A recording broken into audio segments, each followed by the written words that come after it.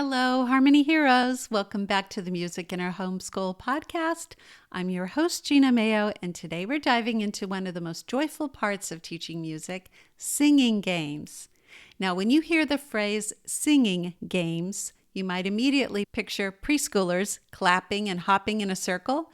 And yes, singing games are perfect for the little ones, but here's a secret. Singing games are just as beneficial and fun for older kids, teens, and even adults. I've seen entire groups of moms and dads laughing and playing along once they're invited. You'll want to head over to the accompanying blog post to this episode to see that in action. So in this episode, I'll be sharing some of my very favorite singing games, the ones I've taught to my Music in Our Homeschool Plus members, to my own kids over the years, and even to my homeschool co-op classes. Along the way, I'll explain why singing games are so powerful for both music education and in your homeschool. And I will give you some practical tips for how to make them work in your own family, no matter the ages or size of your group. If you are a homeschooler looking for ways to easily and affordably include a quality music education in your homeschool, you've come to the right place. This is the Music in Our Homeschool podcast. I'm Gena Mayo, homeschooling mom of 8 and music teacher for over 30 years. Before we jump into the games themselves, let's talk about the why. Why not just sing a song or listen to music? Why do a singing game? Well, singing games uniquely combine 4 essential elements of learning: music, children practice rhythm, pitch, melody, and form without even realizing it. Movement. When kids move their bodies in time to the music, they develop coordination, internalize beat and rhythm more deeply than by just listening alone. Memory and language. They're learning lyrics, repeating chants, and anticipating the next part of the game. This helps build recall and sequencing skills. And social skills. The games require cooperation, taking turns, and paying attention to others, skills we all know are vital in homeschooling households and in society in general. For homeschooling families, singing games are incredibly flexible too. You can do them one-on-one with just mom and a child, or you can adapt them for siblings of different ages. You could do them at a co-op or a play date when you have a big group of kids around to keep them engaged. You don't need fancy instruments or expensive resources, just your voices, movements, and maybe a simple household object sometimes. Let me add this. Of course, singing games are fun. Sometimes as homeschoolers, we feel pressure to check boxes and push through difficult subjects, but fun has a purpose. When kids enjoy music, they're far more likely to develop a lifelong love of it. Singing games give them that spark. Now, let's go through 12 of my favorite singing games. I've gathered these from years of teaching at my co-op and when I taught music in the public school system, and even from my friend Debbie Richards, who shared several of these with our group as well. The first one is called Chester. This one is all about rhythm and speed. The lyrics include motions, pointing to your ears, putting your hands on your hips, waving them in the air. Kids start out slow and then get faster and faster. It's almost like a musical tongue twister for your body.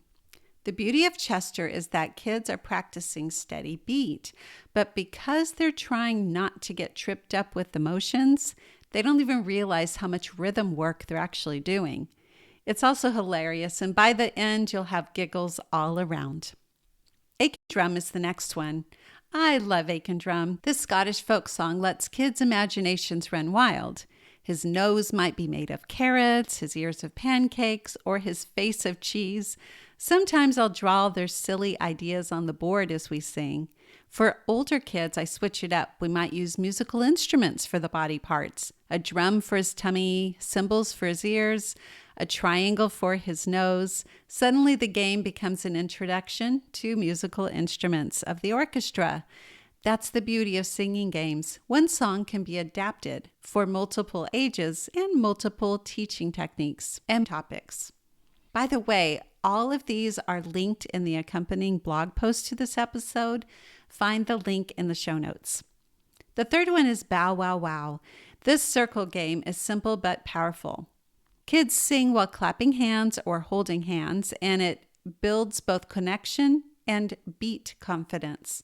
I'll never forget teaching this one to my kindergarten class years ago. We had 22 kids plus an aide and me, so 24 people in the circle.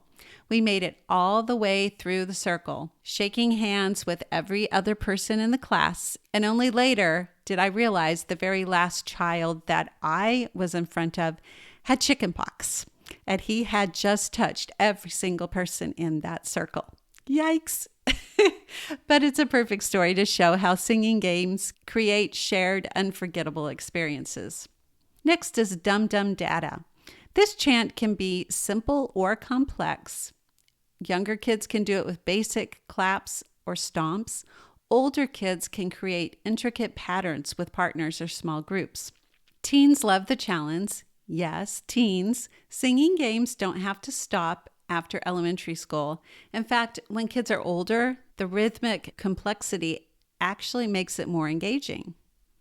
Lucy Lockett is a favorite for building listening skills.